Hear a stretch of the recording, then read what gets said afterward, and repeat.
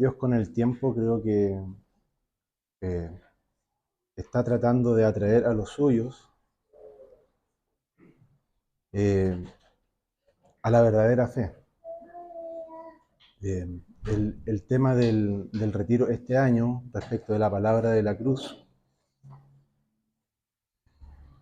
lo veo como un fuerte remesón del Señor para su iglesia y no solamente en medio nuestro. He tenido la oportunidad de escuchar, compartir de otros hermanos, de otros contextos, donde se percibe que Dios está tratando de traer a su pueblo a la verdadera fe, a la verdadera fe en Jesucristo. Eh, Ahora recién cenamos, recordando el sacrificio de nuestro Señor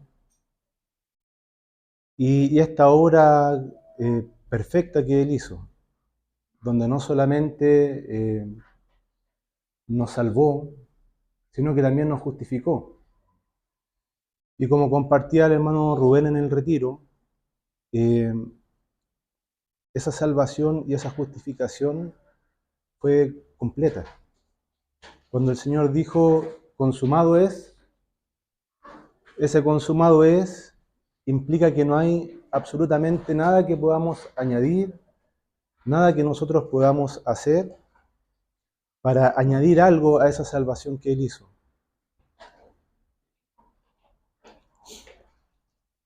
Eh, por esa razón quería leer en el Evangelio de Lucas,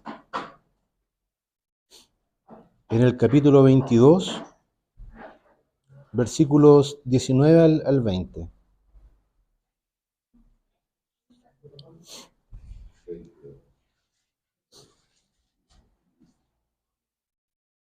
¿Los versículos? 19 al 20. Sí, Lucas 22, 19 al 20.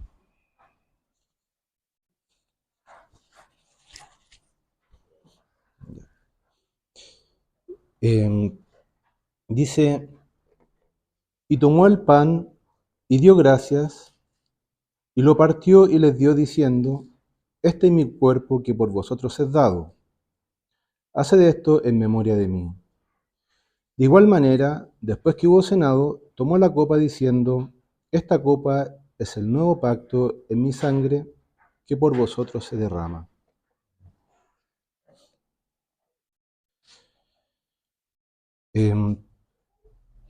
Aquí surge una pregunta, porque nosotros no somos del pueblo de Israel, y él habla de un nuevo pacto.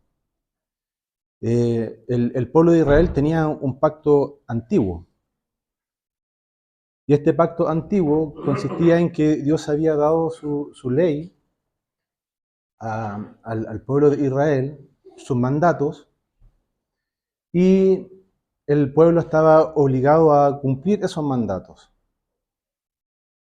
Y quien no cumplía los mandamientos, ¿cuál era la sentencia? La muerte. Y por eso Dios en su misericordia, eh, dentro de los mandatos que les dejó, es que tenían que sacrificar un cordero, un animal inocente cada cierto tiempo, porque bajo todo el pueblo de Israel había una condena de muerte porque no había ningún hombre que pudiera cumplir con esos mandatos.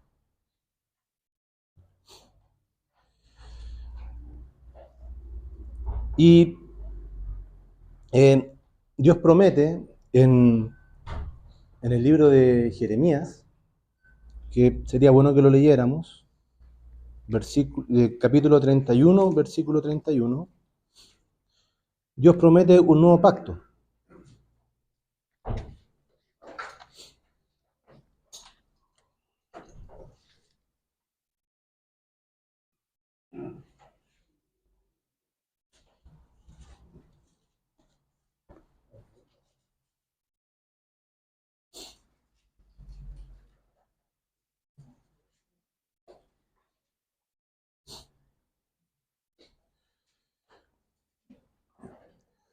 Dice así: He aquí que vienen días, dice Jehová, en los cuales haré un nuevo pacto con la casa de Israel y con la casa de Judá, no como el pacto que hice con sus padres, el día que tomé su mano para sacarlo de la tierra de Egipto, porque ellos invalidaron mi pacto, aunque fui yo un marido para ellos, dice Jehová. Pero este es el pacto que haré con la casa de Israel después de aquellos días, dice Jehová. Daré mi ley en su mente y la escribiré en la tabla, y la escribiré en su corazón. Y yo seré a ellos por Dios, y ellos me serán por pueblo, y no enseñará más ninguno a su prójimo, ni ninguno a su hermano, diciendo, conoce a Jehová, porque todos me conocerán, desde el más pequeño de ellos hasta el más grande, dice Jehová, porque perdonaré la maldad de ellos, y no me acordaré más de su pecado. Amén. Aquí el profeta Jeremías, por inspiración divina, escribe sobre un nuevo, y él explica cuál es la razón. ¿Cuál es la razón para invalidar ese pacto antiguo? La razón es que el pacto fue invalidado. ¿Invalidado por quién? Por los hombres, por nosotros. ¿Cómo se invalida un pacto? Si yo hago un acuerdo con alguien, porque el pueblo cuando pactó con Dios, dijeron que cumplirían con la ley. Y no pactó solamente una vez, sino que varias veces, después de la desobediencia del pueblo, volvía a pactar con Dios. Y el pueblo, ¿qué hacía? Se volvía a desviar. Entonces, el profeta Jeremías dice que este nuevo pacto es necesario porque el pacto fue invalidado. Una de las partes no cumplió con el acuerdo. Y este nuevo pacto es tremendo, porque la ley en ese tiempo estaba escrita en piedra. Y el pueblo judío la ley la escribía continuamente y la pegaba en distintos lugares de la casa para estar pensando, meditando en la ley, para acordarse de la ley, para tenerlo presente. Pero todos los esfuerzos que el pueblo judío hizo por cumplir con la ley fueron en vano. No hubo ninguno que la pudiese cumplir. Y uno puede ver, por ejemplo, el ejemplo de Moisés. Moisés, dice la palabra, que fue el hombre más manso que pisó la tierra. Un hombre manso, tratado por Dios durante 40 años cuidando ovejas. Y el hombre más manso, en un momento en que el pueblo se estaba comportando con rebeldía hacia Dios, ese hombre manso, ¿qué pasó? Se enojó. Y desobedeciendo el mandato de Dios, que era el tocar la roca para que brotara agua, Moisés la golpeó.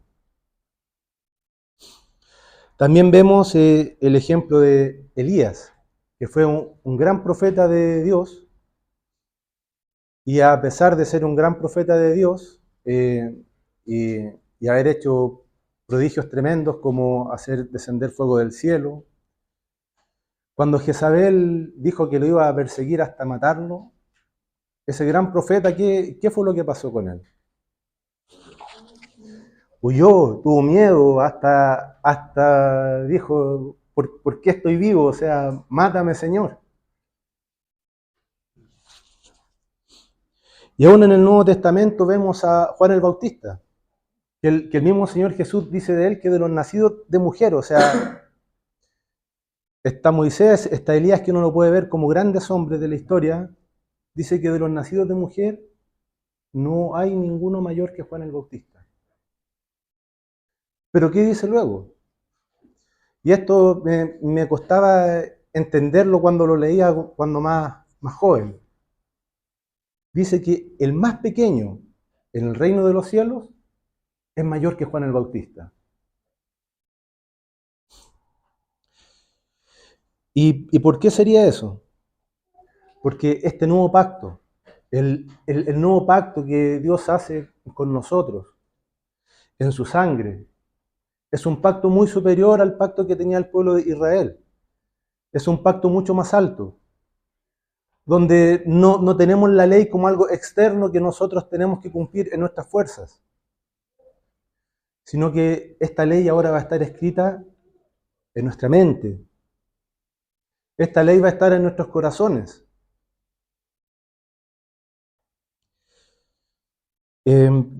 También vemos en Pedro, después que Pedro hace esta tremenda declaración de que Jesús es el Cristo, el Hijo del Dios viviente, al ratito, cuando Jesús anuncia su muerte, ¿qué es lo que dice Pedro?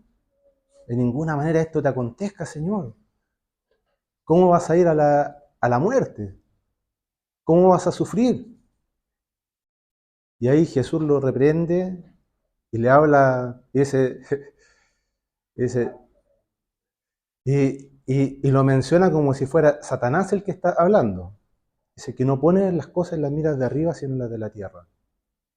Ese mismo Pedro que hasta sacó la espada e hirió a Malco y que estaba dispuesto a ir a la muerte con el Señor, de acuerdo a lo que él decía, ese mismo Pedro también lo negó 3 veces.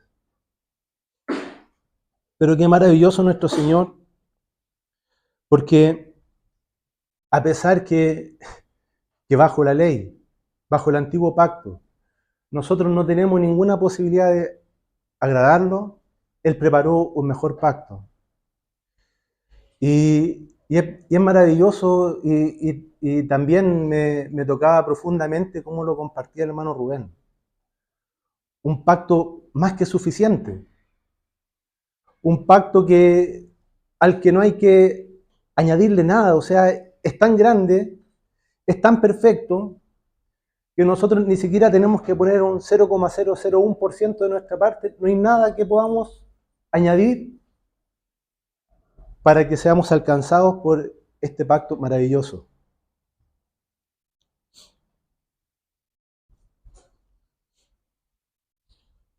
Como conclusión de todo esto, nuestra naturaleza adánica nunca pudo agradar a Dios.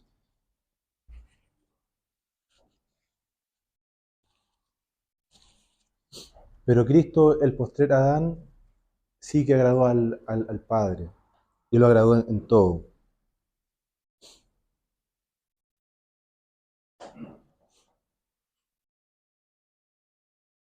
Eh, si podemos ir, hermanos, a Gálatas 5.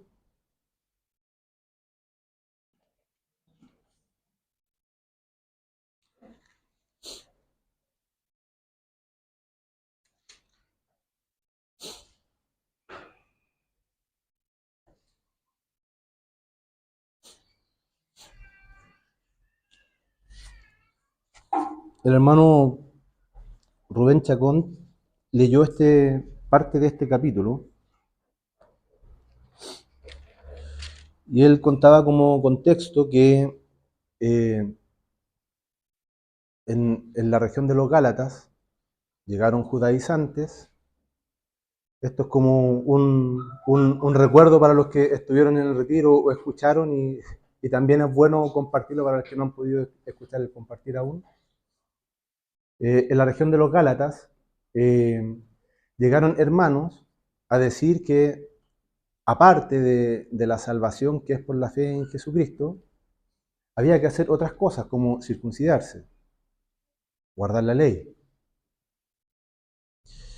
Y hasta culpaban a Pablo que él también decía estas cosas. Entonces Pablo se desliga totalmente de lo que decían estos hermanos y refuerza que Jesucristo nos hizo libres de la ley. Y vamos a leer, es un poco largo, pero es bueno leerlo, del capítulo 5, del versículo 1 al 15. Dice, estad pues firmes en la libertad con que Cristo nos hizo libres, y no estéis otra vez sujetos al yugo de esclavitud. He aquí yo, Pablo, os digo que si os circuncidáis, de nada os aprovechará Cristo, Y otra vez testifico a todo hombre que se circuncida, que está obligado a guardar toda la ley. Y dice, de Cristo os desligasteis, los que por la ley os justificáis, de la gracia habéis caído. Pues nosotros por el Espíritu aguardamos por fe la esperanza de la justicia. Porque en Cristo Jesús ni la circuncisión vale algo, ni la incircuncisión, sino la fe que obra por el amor. Y aquí le dice a los Gálatas, dice, vosotros corríais bien. ¿Quién os estorbó para no obedecer a la verdad? Esta persuasión no procede de aquel que os llama. Un poco de levadura leuda toda la masa. Yo confío respecto de vosotros en el Señor, que no pensaréis de otro modo, mas el que os perturba llevará la sentencia quien quiera que sea. Y yo, hermanos, si aún predico la circuncisión, ¿por qué padezco persecución todavía? En tal caso se ha quitado el tropiezo de la cruz. Ojalá se mutilasen los que os perturban, porque vosotros, hermanos, a libertad fuisteis llamados, solamente que no uséis la libertad como ocasión para la carne, sino servíos por amor los unos a los otros. Porque toda la ley en esta palabra se cumple: amarás a tu prójimo como a ti mismo. Pero si os mordéis y os coméis unos a otros, mirad que también no os consumáis unos a otros. Si bien aquí el hermano Pablo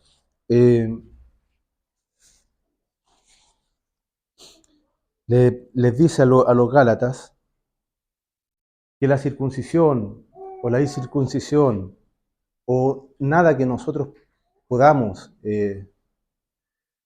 presentar como obra personal puede añadir algo a la obra que Cristo hizo por amor.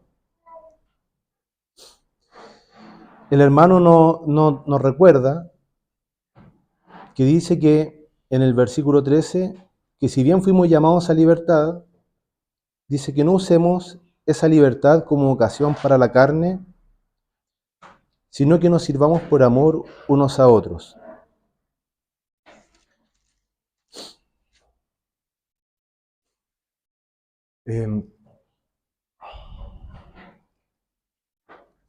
¿Qué ocurre? Hoy hay muchas corrientes cristianas que se han desviado completamente de la fe. Y como decía al comienzo, Dios nos está llamando a volver a la fe verdadera, a la fe en Jesucristo. Que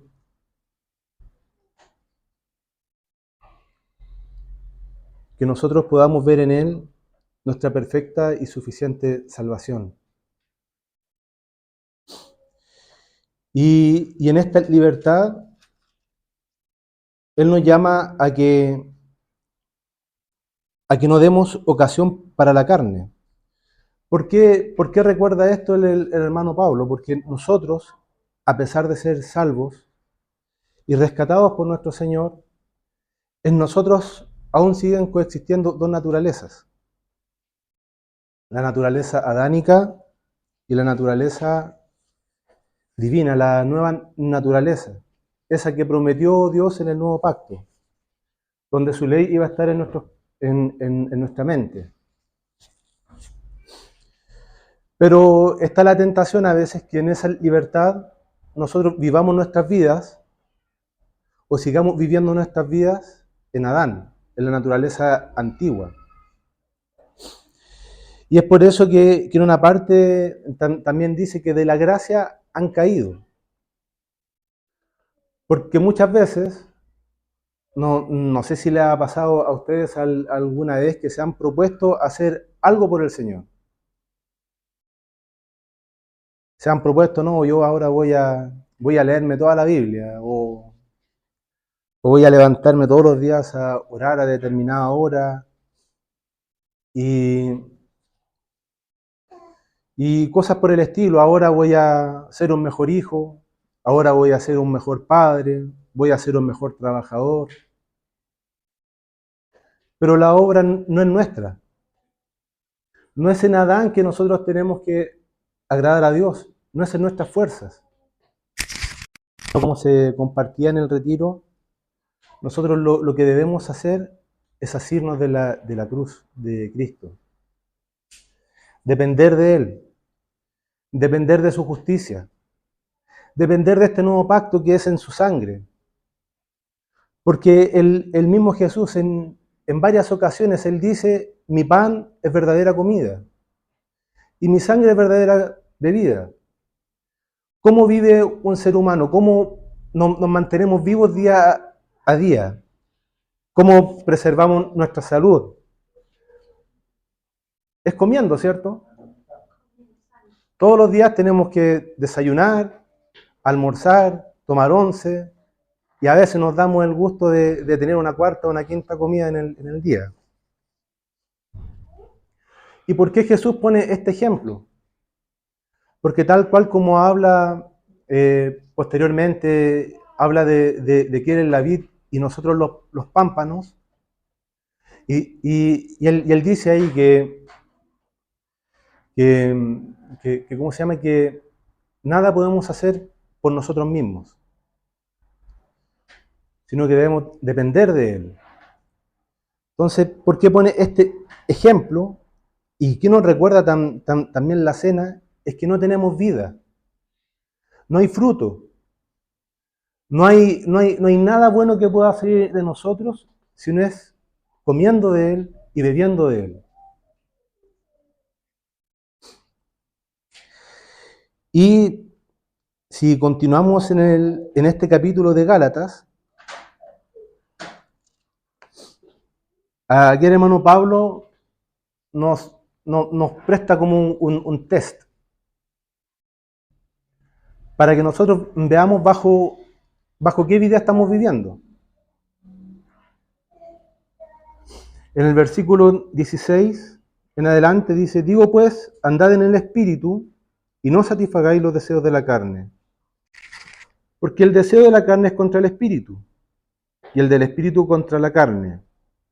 Y estos se oponen entre sí para que no hagáis lo que quisierais. Pero si sois guiados por el Espíritu, no estáis bajo la ley. Y manifiestas son las obras de la carne que son adulterio, fornicación, inmundicia, lascivia, idolatría, hechicerías, enemistades, pleitos, celos, contiendas, disensiones, herejías, envidias, homicidios, borracheras, orgías y cosas semejantes a estas, acerca de las cuales os amonesto, como ya os lo he dicho antes, que los que practican tales cosas no heredarán el reino de Dios.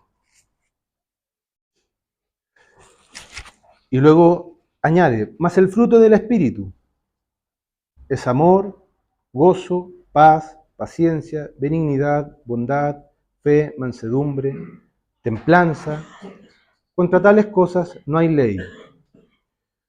Pero los que son de Cristo han crucificado la carne con sus pasiones y deseos.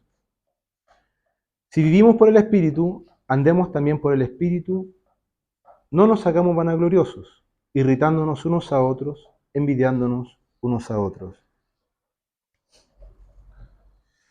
Muchas veces creemos que, porque no estamos en pecados que puedan ser más notorios o más visibles, decimos, bueno, no estoy tan mal.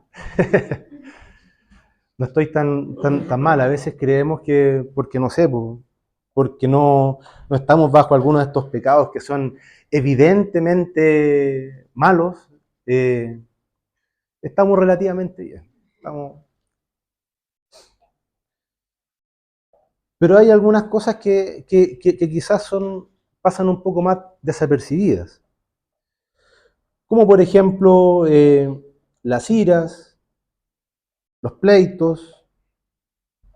¿Hemos tenido pleito alguna vez entre nosotros? Han habido iras a veces contra algún hermano,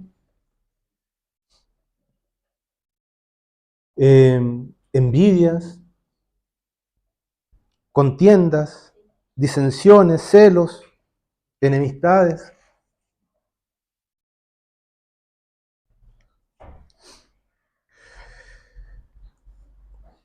Pensaba en estos días y más que pensar, creo que era amonestado por el Señor. Él pagó un precio tan alto para que nosotros fuéramos salvos. Dios se acercó al hombre y, como decía el hermano Rodrigo, y nos tomó de la mano. Y fue hasta las últimas consecuencias con nosotros tomados de la mano.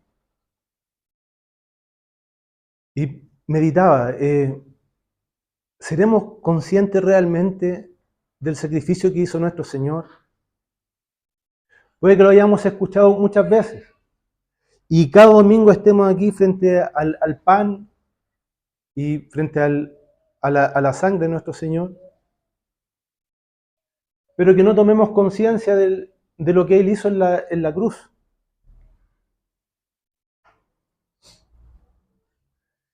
Y Dios me amonestaba, ¿cómo estoy viviendo esta fe?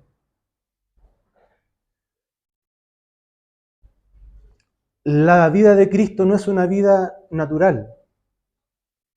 No fue cualquier profeta que vino a la tierra y que predicó y que entregó solamente un mensaje.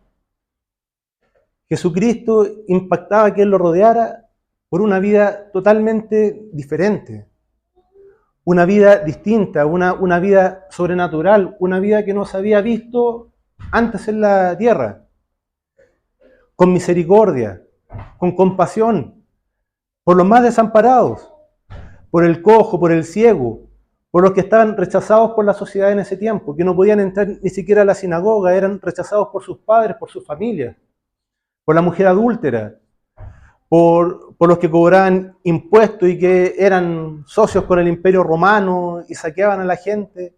Él miró al pecador con misericordia. Y me preguntaba, esa vida que se manifestó en los primeros cristianos, esa vida que se manifestó en Pablo, y que también se manifestó en Pedro, ese que fue cobarde, y en todos los discípulos que arrancaron, y que fueron capaces luego de llegar hasta la muerte. Solo Juan fue el que tuvo una muerte por causas naturales, pero aún así sufrió tortura, estuvo aislado. Esa vida que vivían estos primeros cristianos, que la gente que lo rodeaba creía.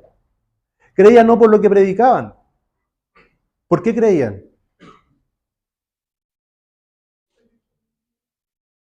Por cómo vivían. ¿Por qué? Porque eran los trabajadores más responsables. Eran los más respetuosos. Y si tenían algún poder o eran ricos, eran compasivos con los esclavos. Vivían una vida sobrenatural. Y me molestaba el Señor. ¿Qué clase de vida estamos viviendo hoy? ¿Cuál es el verdadero evangelio? Cuando Cristo dijo consumado es, no solamente tenemos perfecta salvación, perfecta justificación, sino que también en su sangre, en su cuerpo, que es nuestra verdadera comida y nuestra verdadera bebida, también podemos tener una vida sobrenatural, una vida diferente. Y Dios quiere que nosotros manifestemos esa vida, pero no en base a nuestras fuerzas, no en base a nuestras capacidades, no como algo que nosotros podamos hacer en nuestras fuerzas, sino yendo a los pies de Cristo, tomando esa cruz que Él nos ofrece.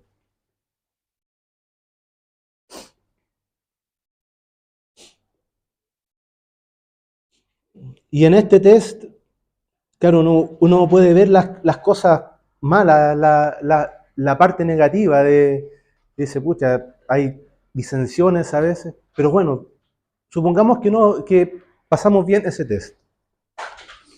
Luego viene otro, y nos habla de cuál es el fruto del Espíritu. ¿Cuáles son los frutos del Espíritu? Amor. Pero este no es cualquier amor. No es el amor con que nosotros podemos amar. Jesús le dijo a sus discípulos, amaos unos a otros, pero ¿cómo? Como yo os he amado. Gozo, estamos siempre gozosos. Paz, paciencia, benignidad, bondad, fe, mansedumbre, templanza. Caminamos la segunda milla, ponemos la otra mejilla.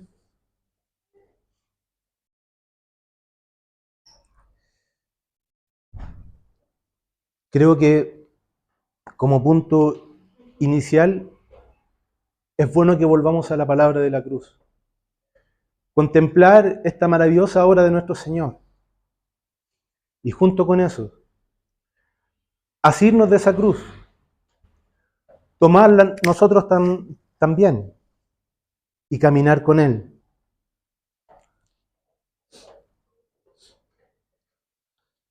En Filipenses, capítulo 3,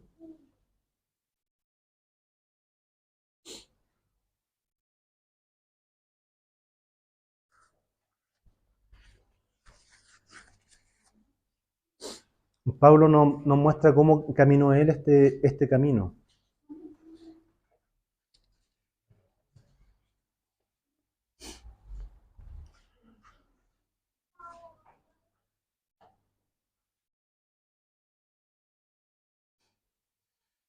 El capítulo 3 dice, por lo demás, hermanos, gozaos en el Señor. A mí no me es molesto el escribiros las mismas cosas y para vosotros es seguro. Guardaos de los perros, guardaos de los malos obreros, guardaos de los mutiladores del cuerpo.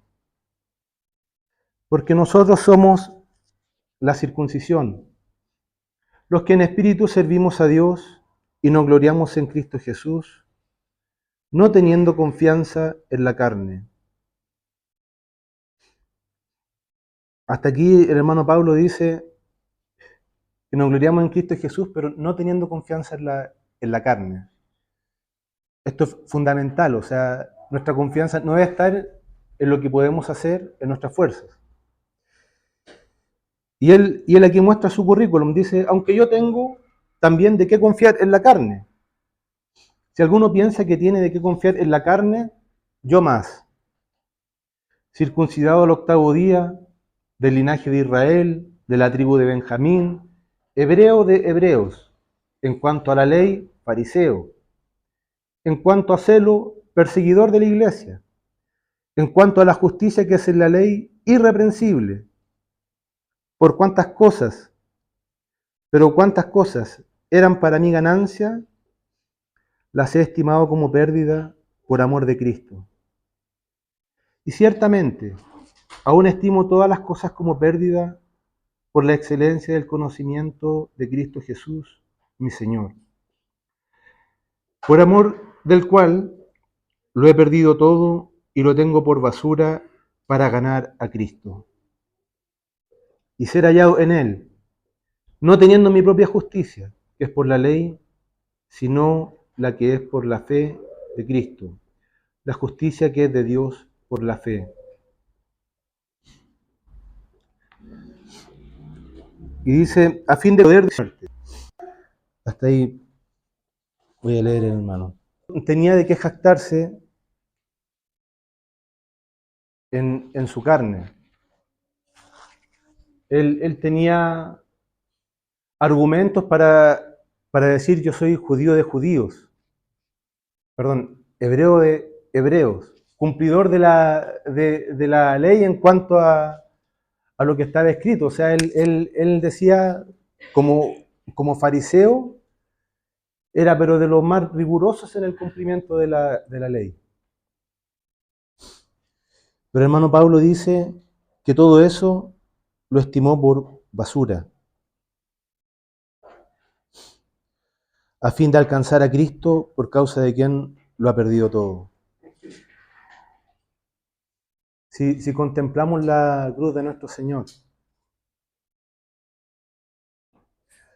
en esa cruz donde yo merecía estar y cada uno de nosotros merecía estar, haciendo solo un pequeño examen a mí mismo, yo merecía estar en ese lugar, junto a los dos ladrones. Pero Cristo tomó nuestro lugar. Y no solamente tomó nuestro lugar para salvarnos, sino para darnos este nuevo pacto donde su vida en nosotros podía manifestar esa gloria que solo estaba en Él. Su vida en nosotros podía ser la luz del mundo de la que habla en el Sermón del Monte. Su vida en nosotros puede ser esa sal de la tierra que sazona.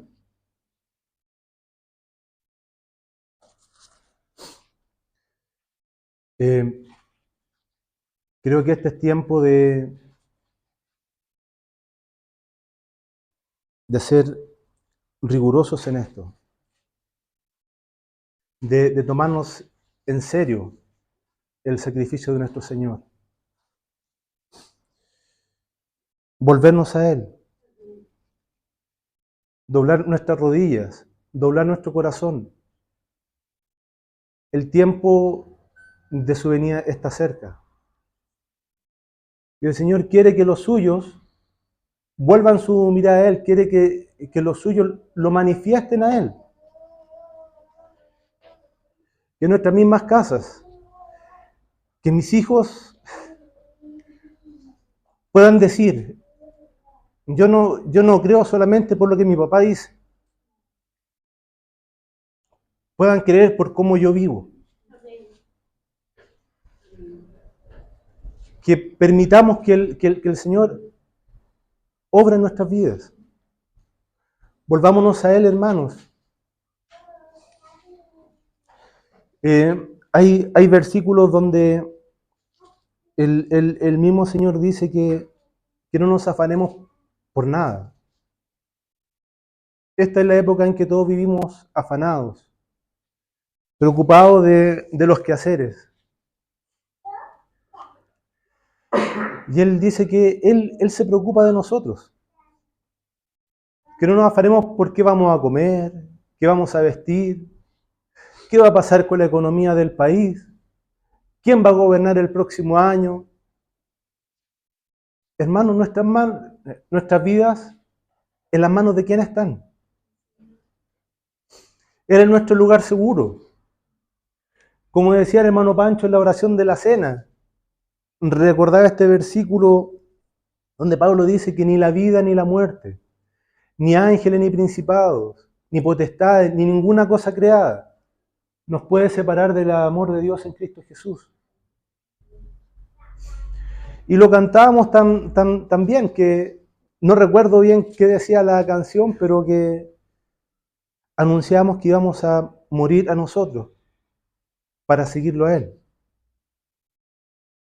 Hermano, este es tiempo en que nos volvamos a nuestro Señor y que nos tomemos de la palabra, porque no es por nosotros, no es por nuestras fuerzas, no es porque yo soy bueno o porque yo puedo llegar a ser bueno, sino que es Él. Si es que manifestamos algún fruto del Espíritu, es Él.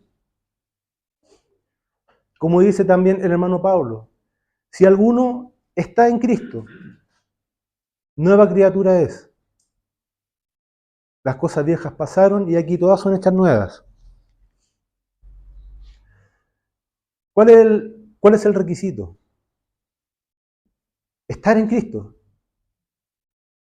Y si dejamos de estar escritos y nos vamos por nuestros afanes y vivimos nuestra vida adánica como si Él no hubiera muerto por nosotros, ¿esas promesas siguen vigentes? Hay un requisito. No hay otro requisito. No hay obra que podamos hacer. Lo único que nos llama nuestro Señor es a permanecer en Él. Y Él promete que Él permanecerá en nosotros. Yo estoy a la puerta y llamo, dice. Si alguno oye mi voz,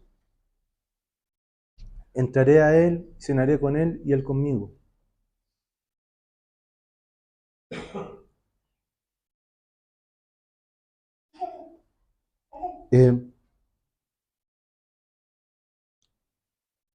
Eso quería compartir, hermanos. El Señor nos amoneste en nuestras casas y nos muestre también cuál es el estado de nuestro corazón respecto de Él, para que nos volvamos a Él. No seamos cristianos nominales, dominicales. Dios está llamando a un pueblo santo. Él quiere un pueblo santo, apartado para Él. Un pueblo que pone la mira en las cosas de arriba, no en las de la tierra. Que el Señor nos auxilie, nos atraiga. Y hermanos, vamos a Él. Busquémoslo, como dicen, mientras pueda ser hallado. Los tiempos son turbulentos. Hay falsas doctrinas donde nos hablan del bienestar, de ser prósperos, de estar bien. No sabemos qué va a pasar mañana. Pero independiente de lo que pase mañana, sea que muramos, sea que vivamos. Hace poco nos tocó un accidente con Mariana, algo totalmente inesperado. Pudo ser más, pudo ser menos. No sabemos qué es lo que viene mañana. Él tiene todas las cosas en sus manos y somos de Él. Hay hermanos que han tenido pérdidas. Somos de Él. Espero y anhelo poder decir como Pablo, que todo lo he estimado por basura, por amor de Jesucristo. Y espero que también ese anhelo esté en todos nosotros. Y que seamos esa columna y baluarte de la verdad que el Señor quiere que sea su iglesia. Eso, hermano.